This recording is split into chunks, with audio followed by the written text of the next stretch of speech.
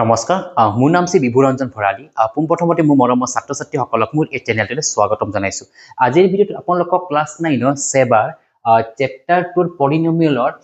exercise 2.4 মই solve কৰিব লাইছোঁ আৰু মোৰ আগৰ ভিডিঅ'টোত আপোনালোকক যিসমূহ আইডেন্টিটি আছিল 2.4 লৈ ৰিলেটেড তাতে 8টা আইডেন্টিটি মই সলভ কৰি দিছোঁ বা কেনেকৈ কৰিব লাগে মই তাতে ক্লিয়াৰ কৰি দিছোঁ এতিয়া ইয়াৰে মই আজি এইটো ভিডিঅ'টো আপোনালোকক কোৱেশ্চনসমূহ সলভ কৰিব লাইছোঁ ইয়াতে যেটো প্ৰথমটো কোৱেশ্চন কি দিছে যে use suitable identities to find the following product so ইয়াতে এইকেইটামান কোৱেশ্চনছ দিয়া আছে এইকেইটা আপোনালোকক কি কৈছে যে কিছুমান সুইটেবল আইডেন্টিটি ইউজ কৰি এইকেইটা প্ৰডাক্ট ফলো মানে এই প্ৰডাক্টটো উলাব দিছে এতিয়া আমাৰ ইয়াতে কোনটো কি আইডেন্টিটি ইউজ কৰিব সেইটো আপোনালোকে ভালদৰে চাই ললে বুজি পাব যে এই যেটো প্ৰথমটো আছে এই প্ৰথমটোত আমাৰ কি আছে কোৱেশ্চনটো যে x + 4 into x plus 8 x plus 10 ইয়াতে x ৰ পাৰ্টটো সেম আছে কিন্তু y ৰ পাৰ্টটো ডিফাৰেন্ট আছে তো আমাৰ এটা প্ৰথম আইডেন্টিটি আছিল যে x plus a into x plus b সেই যেটো আইডেন্টিটি আছে সেইটো আমি ইয়াতে ব্যৱহাৰ কৰিব লাগিব সেই আইডেন্টিটি কি আছিল যে x plus a into x plus b is equal to প্ৰথমতে x স্কয়াৰ হ'ব তাৰ পিছত plus a plus b into x হ'ব plus ab ঠিক আছে তো এইটো আমাৰ আইডেন্টিটি আছে সেই আইডেন্টিটিটো ইয়াতে আমি এটা ইউজ কৰিব লাগিব সো প্ৰথমটো ক্ষেত্ৰত কি হ'ব প্ৰথমতে আমি x স্কয়াৰ লিখিম x স্কয়াৰ লিখি প্লাস দিম তাৰে পিছত ব্ৰেকেট দিম ব্ৰেকেটৰ ভিতৰত এই যেটো 4 + 10 দিব লাগিব 4 + 10 মানে a + b এইটো a আৰু এইটো b ইয়াৰে এইটো a এইটো b হয় গতিকে a + b হ'ব a + b * x plus a * b a মানে 4 * 10 হ'ব ঠিক আছে কাৰণ ইয়াৰে এইটো a আৰু এইটো b হয় গতিকে আমি এইখিনি বস্তু এনেকৈ আমি এইটো ফৰ্মুলাৰ মতে আনিব লাগিব এটা নেক্সট আমাৰ কি হ'ব যে x² + 14x plus 4 * 10 40 হ'ব এইটো হ'ব আমাৰ প্ৰথমটোৰ এনসাৰ ক্লিয়াৰ আশা কৰো আপোনালোকে বুজি পাইছে চাগে এটা মই 2 নম্বৰটো কৰি আছো 2 নম্বৰটোত আছে যে x + 8 into x minus 10 আছে ইয়াতে মানে মাইনাস আহিছে কিন্তু মাইনাস আহিলো একো ইমান এটা প্ৰবলেম ক্ৰিয়েট নকৰে কাৰণ এটা প্লাসৰ ঠাইত মাইনাস দিব লাগিব সেইখিনি তো গটিকে ইয়াতে কি লিখিম প্ৰথমতে x² দিলো তো আপোনালোকে কাম কৰিব পাৰে যদি আমাৰ কেতিয়াবা কনফিউজন হয় আপোনালোকে এনেকে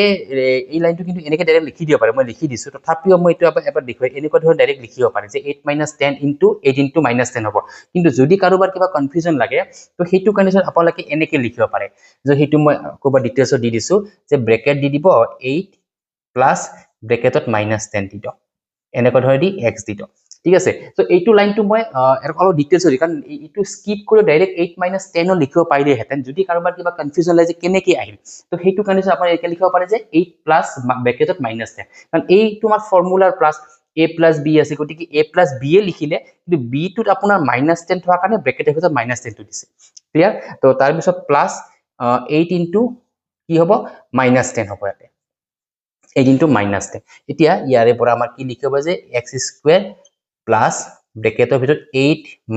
- 10 x minus এই প্লাসৰ লগত মাইনাসটো মাল্টিপ্লাই -80 হ'ব আৰু এইখিনিত চাওক এই প্লাসৰ লগত মাইনাসটো মাল্টিপ্লাই -10 হৈছে এতিয়া আমি নেক্সটত কি লিখিম x² ইয়াতে চাব যে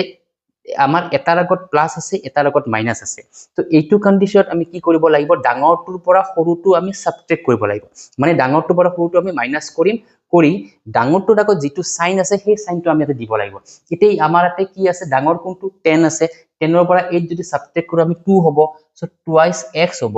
কিন্তু ডাঙৰটোৰ আগত কি সাইন আছে মাইনাস আছে গতিকে ইয়াতে আমাৰ মাইনাস বহিব ঠিক আছে কাৰণ ইয়াতে মাইনাস ডাইৰেক্ট আহিব কাৰণ মাইনাস হোৱাৰ লগে এই প্লাসৰ লগত মাইনাসটো মাল্টিপ্লাই মাইনাস হৈ যাব আৰু এইটো -80 হৈ আছে গতিকে এইটো আমাৰ 2 নম্বৰটোৰ এনসাৰ আশা কৰো আপোনালোকে বুজি পাইছে যে আমি কেনেকৈ কৰিছো যে চাওক মই আকবাৰ কৈ দি আছো যে এইখিনি পাৰ্টত যেতিয়া আমি সলভ কৰিব আপুনি চাব লাগিব প্লাস মাইনাস থাকিলে এটা বস্তু চাব যে ডাঙৰটোৰ পৰা সৰুটো আপুনি সাবট্ৰেক্ট কৰিব লাগিব কৰি ডাঙৰটোৰ যেটো সাইন থাকে সেই সাইনটো জাস্ট লিখি দিলে হ'ল কিন্তু সেইটো কেতিয়া হ'ব যেতিয়া এটাৰ আগত প্লাস এটাৰ আগত মাইনাস এনেকুৱা ধৰণে থাকে আৰু যদি দুটাৰ আগত যদি মাইনাস থাকে তেতিয়ালে আমি সংখ্যা এটা প্লাস কৰি আগত মাইনাস চিনটো কেৱল দিলে হ'ল এতিয়া 3 নম্বৰটো এটা সলভ কৰিব গৈ আছো আমাৰ 1 আৰু 2 টো 3 নম্বৰটো অলমোস্ট একে হয় এইটো নিচিনাই হয় গতিকে আমাৰ সেম ফৰ্মুলা ইয়াতে আহি যাব 3 নম্বৰটো আছে 3x plus 4 into 3x minus 5 ইয়াতে আমি কি কৰিম যে প্ৰথমতে 3x হোল স্কয়াৰ হ'ব কাৰণ এটো x ৰ পাৰ্ট মানে এটো প্ৰথম পাৰ্টটো দুটাতে সেম আছে গতিকে হোল স্কয়াৰ হ'ব প্লাস প্লাছ দিম ব্ৰেকেটৰ ভিতৰত আমি কি দিম যে 4 -5 ডাইৰেক্ট দিব পাৰো যদি কিবা কনফিউজন লাগে আপোনালোকে এনেকৈ থাৰ্ড ব্ৰেকেট দি প্লাছ -5 এনেকৈ লিখি দিব ইনটু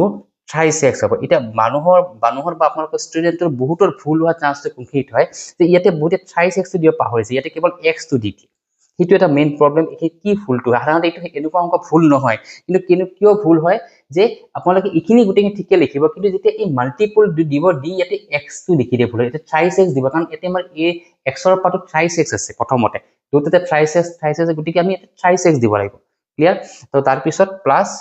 4 into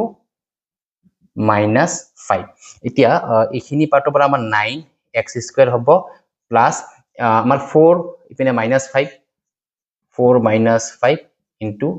3x ইটো মাইনাস হ'ব -20 কাৰণ প্লাসৰ লগত মাইনাস মাল্টিপল হৈ মাইনাস হৈ যাব ইটো 20 হ'ব ইটো তাৰে পিছত 9x²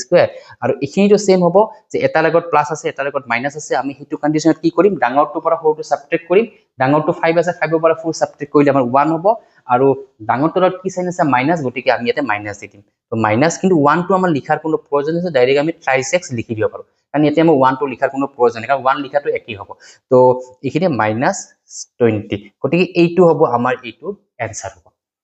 তো 3 নম্বৰটো আমাৰ ক্লিয়াৰ হ'ল আশা কৰো বুজি পাইছে সাকি এটা নেক্সট 4 আৰু 5 নম্বৰটো মই একেলগে সলভ কৰি দি আছো দুটা সেই দুটা আপোনালোকৰ বেলেগ এটা আইডেন্টিটি ইউজ হ'ব 4 আৰু 5ত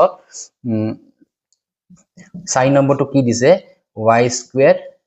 plus 3/2 into y² minus 3/2 that means ইয়াতে চাব এইটো ফৰ্মুলা কি আহিছে যে a plus b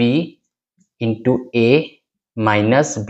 এই ফৰ্মুলাটো ইউজ হৈ আছে সো এইটো মানে কি হয় is equal to a² minus b² গটিকে ইখিনি a² minus b² ফৰ্মুলাটো ইয়াৰ পৰা আহি যাব তো ইখিনিৰ পৰা আমাৰ ইটোৰ পৰা আমাৰ এই ফৰ্মুলাটো আহিব a² minus b² is equal to a plus b into a minus b ইয়াতে a plus b আছে আৰু a minus b আছে গটিকে ইখিনি যেটা সেম আছে আমি কি লিখিব পাৰো যে y² whole square minus 3/2